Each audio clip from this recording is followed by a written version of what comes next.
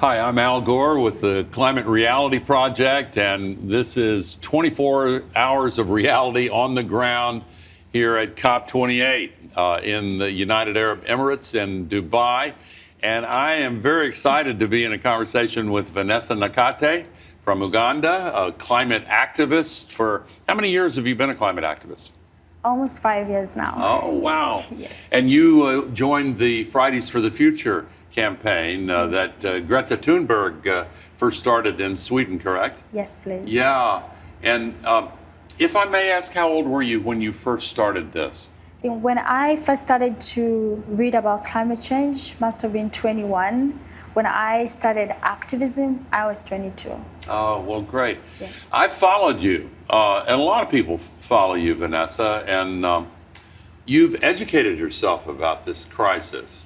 I read one of the op-eds you did. I was very, very impressed. I'm not trying to flatter you. I'm just trying to set the context for our audience. This is a young woman from East Africa who knows what she's talking about, very passionate and very determined to get the message out.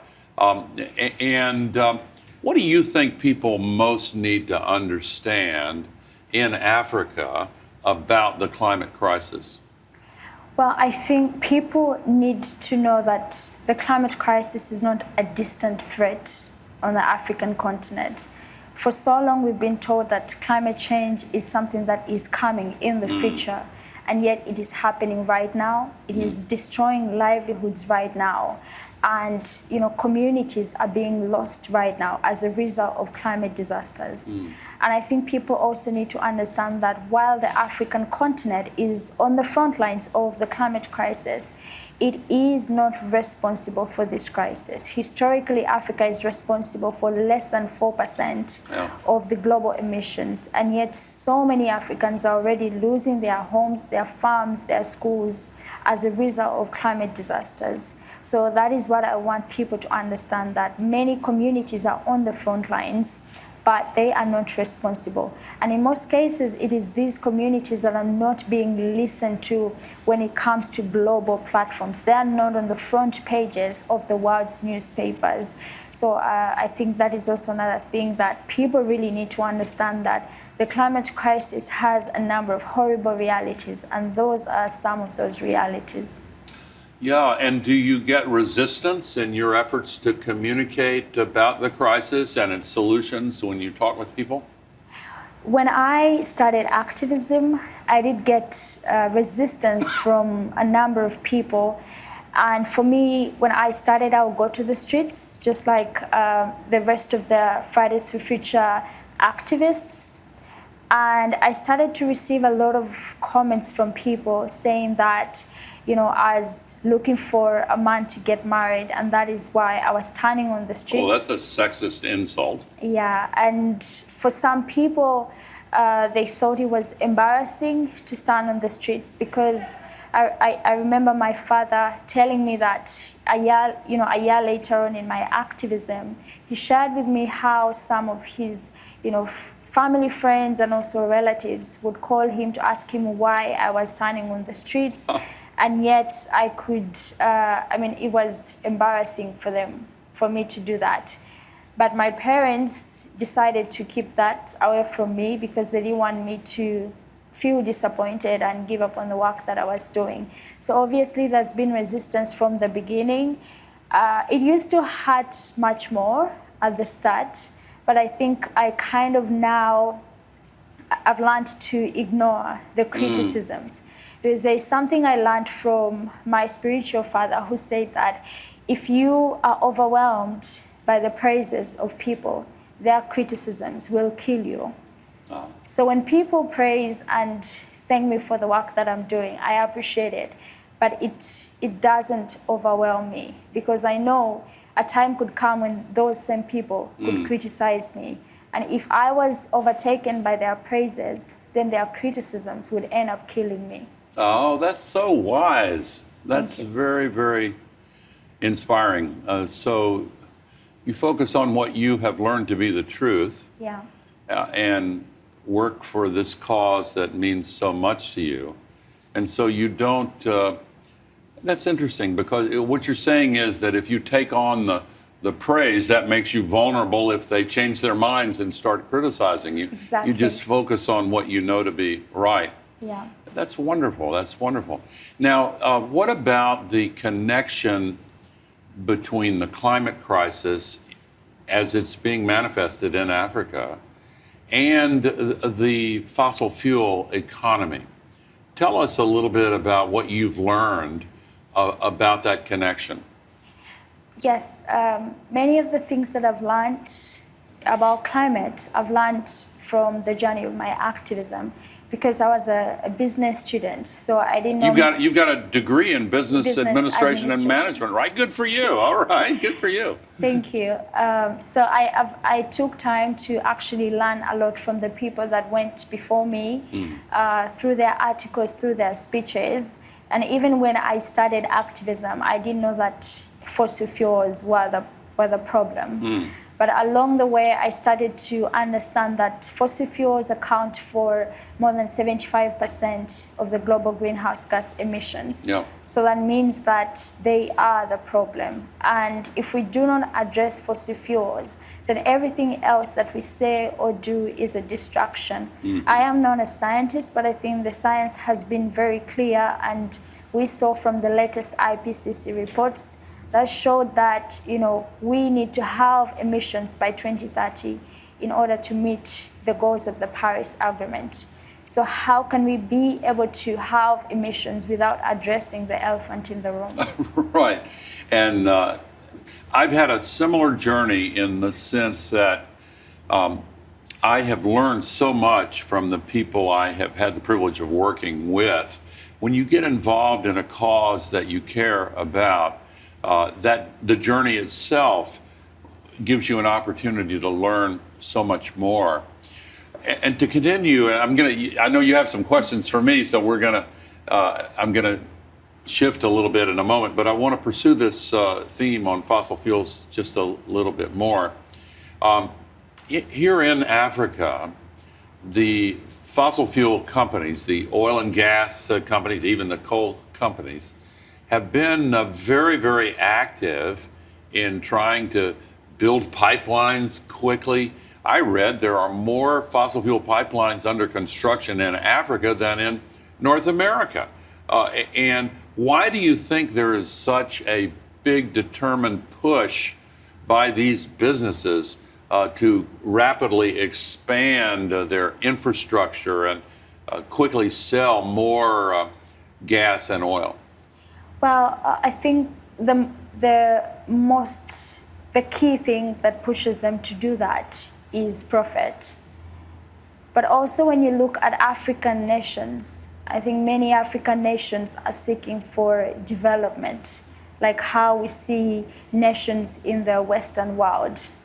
And of course, even in our activism, some of us have been called enemies of economic progress because we say that, Africa can still take a pathway that is sustainable, that ensures that the people and the planet are protected. So it's kind of a hard fight for us, in different African countries to say our countries cannot invest in fossil fuels. However, fossil fuel companies continue to rush for these investments. I think history has showed us that there's always been a rush for resources, for labor on the African continent, and it continues even up to now.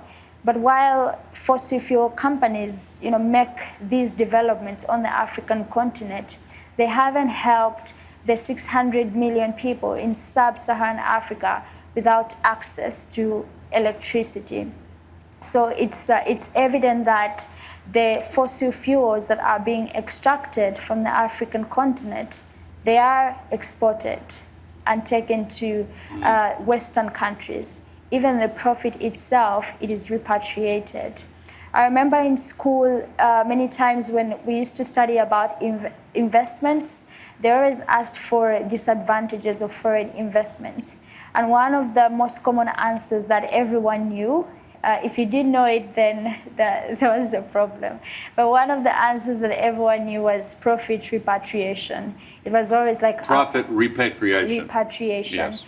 And it's in my activism that I've fully understood what it actually means. So a lot of investments happen on the African continent, but the money doesn't stay within the continent. It leaves the continent. The profits leave the continent. The energy itself leaves the continent.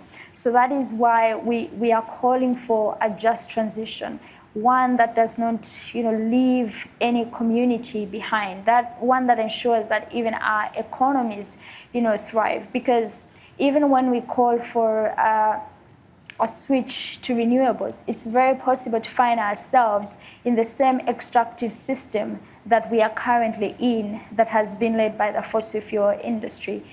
Right now, there is a rush for the critical minerals for a just transition, and many of these minerals are, on the African continent. A colleague of mine, his name is Guillaume from DRC, talked about how, there are so many children in the DRC that are working in the mines. Young children working hard physical labor when they should be in school and not abused that way. Yeah, and they are working so that, someone in a Western country gets to drive an electric vehicle. So again, we find ourselves in that kind of, situation whereby even what a transition, if it doesn't include the just aspect, the equitable aspect, still we may find ourselves in a situation whereby countries are taking so much from Africa, but then leaving Africa destroyed and leaving communities devastated and children working, in mines so that they can provide critical minerals. So we really have to call for a just transition that leaves no one behind. We need to move from, this extractive fossil fuel industry to an industry, to a renewable industry that isn't extractive. We need to put away the old extractive ways that only benefit a small population on the planet. I have heard some young Africans use the phrase fossil fuel colonialism. And of course, the history of how Western nations operated the colonial system in a very abusive and sometimes cruel way has left bitter memories for many. But the current activities that you described, where the energy resources developed in Africa are shipped away to the European countries, other Western countries, and the profits made are also repatriated to those countries. That's similar in some ways to the economic structure of the old form of colonialism. Have I got that right? Yeah, you've definitely got that right. It's currently called green colonialism now. Green colonialism. Yes. Now that's specifically on the what you were talking about, some of the critical minerals, but where methane gas and oil and coal are concerned, that's a fossil fuel kind of colonialism. Yes, it is, because again, it's taking away from communities and leaving them devastated and fueling the climate crisis in the process. Yeah, I'm going to ask one more question, and then we'll shift gears, and whatever you want to ask me, have at it.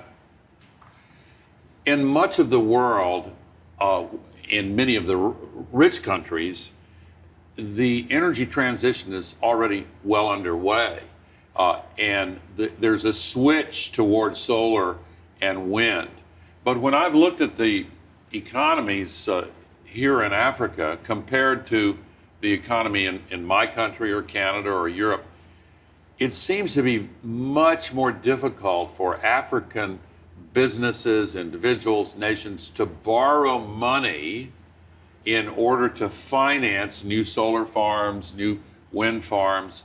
And I guess the main reason for that, or one of the reasons for it, is that the value of the currency can go up and down, and they're worried about extra risks in a country that they called a developing country. I'm not sure that's the best phrase to use, but if the interest rates are 5, 6, 7 times higher for African projects to build solar and wind, for example, than in the West, that's very unjust. Have you run across any practical proposals that you think have a chance to fix that inequity? Well, first of all, it's important for people to know that Africa as a continent holds 39% of the world's potential when it comes to renewables, and yet it receives only 2% of global investments. So there is still, less climate finance coming in on the African continent to address some of those issues.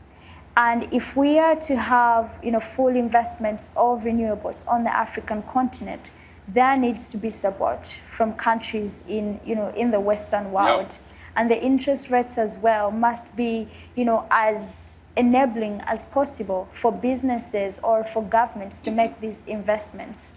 However, many of the investments that we are, seeing are fossil fuel investments. Yeah. And if our countries do not have the climate finance to invest in renewables, they're taking these deals from fossil fuel companies.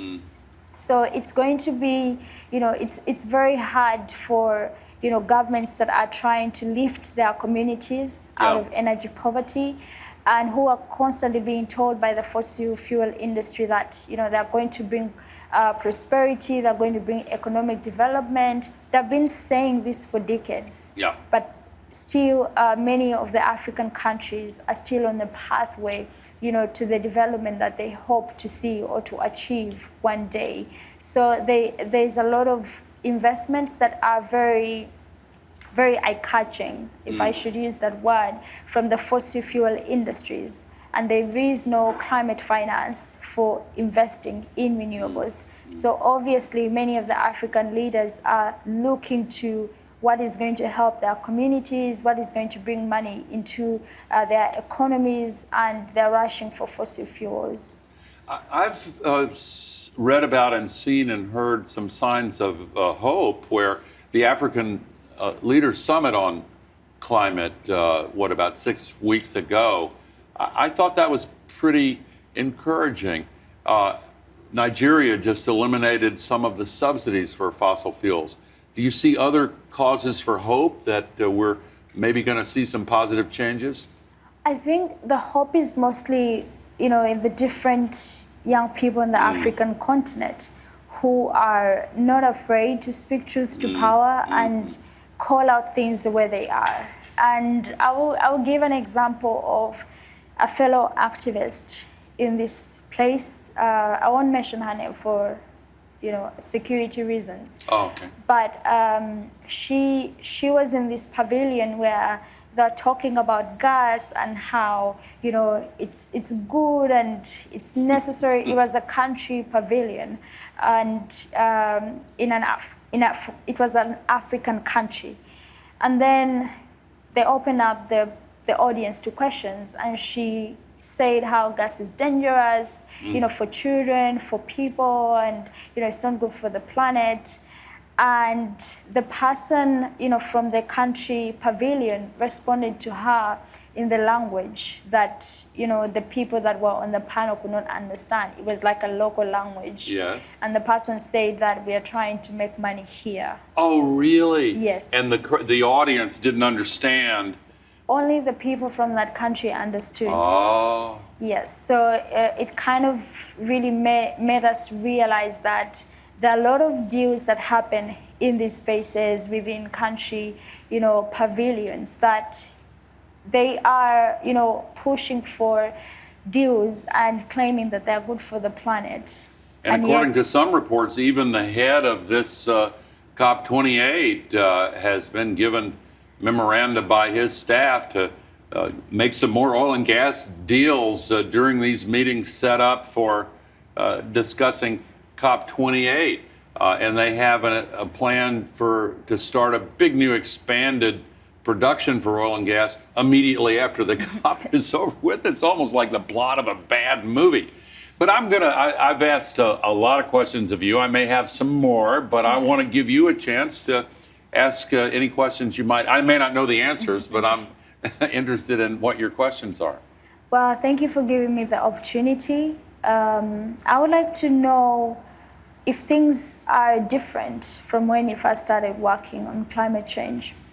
Yes, they're very different. They're very different in some good ways and in some bad ways.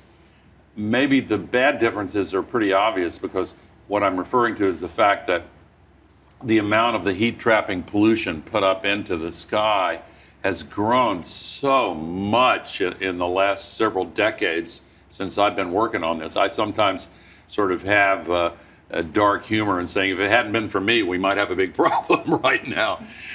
What I mean is I've been working on this for so long, but the pollution has steadily increased. And the consequences that we've all seen with the stronger storms and the downpours and floods and also the droughts. And I won't go through the parade of horribles, but those are some of the differences that are very negative that I've seen since I started working on this.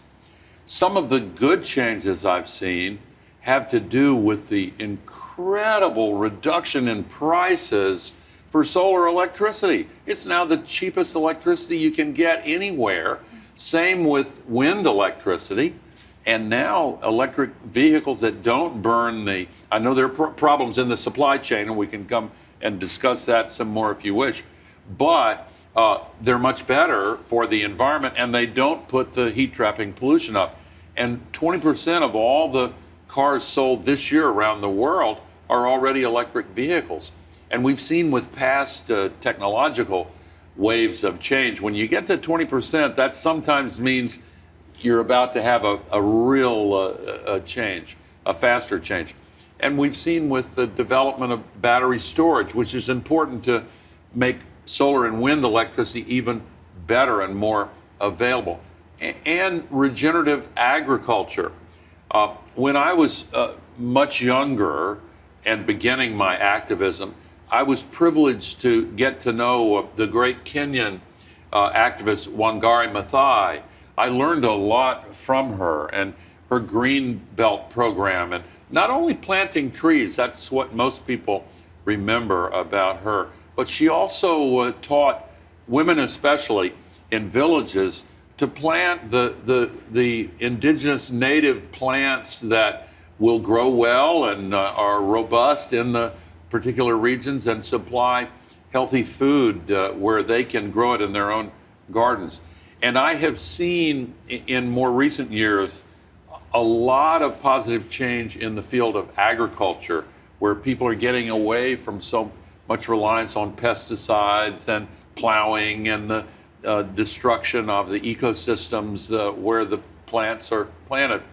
I've also seen some changes that make me very uncomfortable, where the fossil fuel companies have gained more and more influence over the politicians in many countries and the policy makers.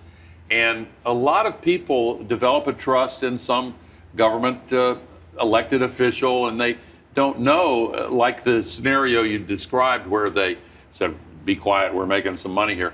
There's something similar in the relationship between some elected officials and the fossil fuel company lobbyists, and I hate that. But the most positive change that I have seen is you and your colleagues in countries around the world. I know you're falling back on your spiritual father's advice and you're not taking this praise in too much, bless you. But allow me to say that what you're doing and what so many other young people particularly, but others too, are doing to raise awareness, that didn't exist back when I was starting my activism, and it really makes a positive difference. That's really good to know. I'd like to go back on the issue of electric vehicles. Yeah. Like you've said that there's been like an increase over the years, but then in many countries in the global south, there is still a constant importation of used diesel and petrol car engines. Is that something that is being addressed? It should be addressed, yes. I've read about this, and I've seen many of these vehicles on the streets here in African countries. And of course, the older internal combustion engine vehicles are usually ones that are dirtier. They're less efficient. They spew out more pollution for each kilometer traveled. We've seen something in other consumer markets, clothing, for example, where a lot of old secondhand used clothing is kind of dumped in Africa. I was in Ghana recently, and I saw mountains of discarded clothing from Western countries. But to your point, I think that African countries would be well advised to take steps preventing the wholesale importation of these older, heavily polluting internal combustion vehicles and leapfrog forward to the electric vehicle economy. Okay, that's good to know. I'd like to also follow up on the question of public transportation. Yeah. For many times when I've done events in Europe, it's always easier to move from one country to another through public transportation. And that is something that I would like to see in my country one day, like the trains or the trams. So do you know who I can talk to in regards to that? Who can bring that investment? I will have to research that. Now, in Uganda, Yes. I will get back to you on that. I don't have a business degree the way you do, but I do have a little bit of experience in the business world and some contacts, and I will research this for you and get back to you. I have to tell you that I sometimes have the same feeling when I take public transportation and the clean, efficient trains in Europe when I think about my own country, because the United States has many advantages and many fields, but trains are not one of them. We don't have a great passenger train network. There are a few routes between our capital city of Washington and New York City, the commercial hub. You can take Amtrak there. But in most of the country, the train service is not that good. So when I research your question, I'm going to use the answers for my own community. Yeah. I'll give you just a quick story about the city where I live, Nashville, Tennessee. Tennessee's in the South. You probably know that. Some people call it Music City. And it's growing, so we have a traffic problem and an air pollution problem that comes from that. And so some of the community leaders there got together and said, we need trains. We need a mass transportation system. And in order to get the money to invest in it, we want to ask the voters to go to vote on this referendum to authorize the money to make this shift. And you know what happened? This is a true story. Some of the fossil fuel companies hired public relations companies and political activists and gave them so much money. They came into my home city. They spent 4 times as much money trying to persuade people to vote against this mass transit plan as the advocates had available to them to try to get people to vote for it. So we're in the same boat in wanting to see a movement in that direction, and I'll get back to you on that. Okay, thank you very much. This one is more of a personal question. I know that you've been doing this work for a while. Do you get tired? Do you ever feel like you cannot speak up anymore? Yeah. Really and truly, no. I don't. I do sometimes get physically tired. I had a very long day here in Dubai yesterday. I did not get back to my hotel room until almost midnight, and I just fell into the bed and I was tired. But I know that's not the kind of tired you're asking about. Spiritually tired, discouraged, no, I don't allow myself to feel that. And it's not as if I put up an internal wall and say, I'm not going to feel that. It's not that way. I have found, and others have said this, the antidote to climate despair is climate action. And I feel so deeply about trying to solve this crisis and trying to communicate with people to enlist their help in trying to solve it, that it gives me energy back. Yeah. When you're doing what you really deeply feel is the right thing to do, it fills you up with more energy. I bet you have that same feeling. Yeah, I experienced that as well because sometimes it can be frustrating and discouraging. So yes, being able to join a climate strike in a way also motivates me a lot and brings back the energy. I've also taken some comfort and inspiration from reading about some of the past struggles in morally based movements, the anti-apartheid movement in South Africa, for example, the civil rights movement in my country, the anti-nuclear war movement when I was younger. I read about some of the activists in those movements who were sometimes vulnerable to feeling despair, but they kept going, and eventually when the distractions were cleared away and the central question was revealed as a choice between what's right and what's wrong, then they won. And people finally said, yeah, we see it now. And if they were able to push through the times when others might have been discouraged and keep going until they could win, we can do that too, right? Yeah. Well, Vanessa, having heard you talk about your resistance to praise, I'm going to be very careful in saying that I really admire what you're doing. And you inspire me. You really and truly do. And you've not only taken your energy and passion, you've taken your formidable intellect and you've learned about it.